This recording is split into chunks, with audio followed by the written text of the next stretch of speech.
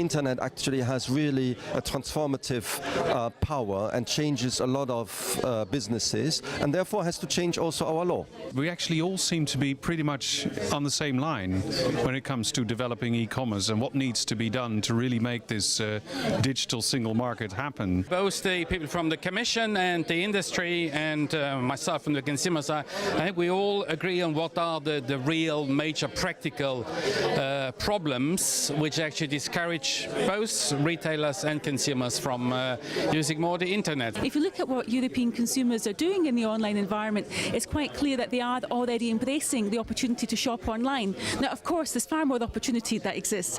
We can have more people shopping online, more people transacting online. But already today, if you look only at the Visa numbers, last year European consumers used their Visa cards to spend over 100 billion euros online. So that clearly tells us that there's something there that consumers, really benefit from. One thing is absolutely clear is that the current fragmented legislative landscape in Europe will not get us to a big single market where we have a lot of opportunities and potential and so on and so forth. So what we really need is a step change towards more truly European regulations and also infrastructures. One of the key obstacles is trust. It is trust by consumers in Europe when they want to buy cross-border, because while an increasing number of people buy online already in their home countries, there's very little activity still cross-border, and this is the dimension we're looking at in particular.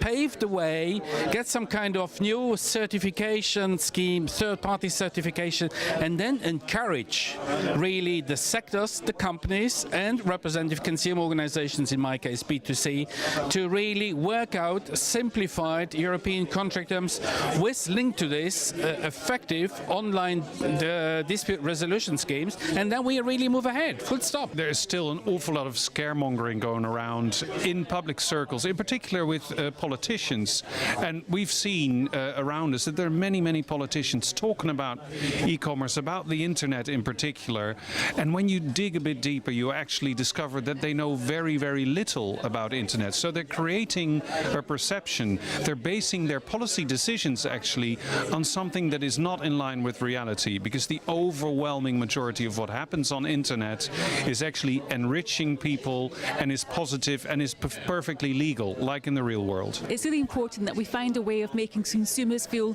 very confident shopping online, that they know that when they shop online they can do it in a secure manner, and getting the balance right between this security and also convenience, because consumers also need to know that they can do things easily.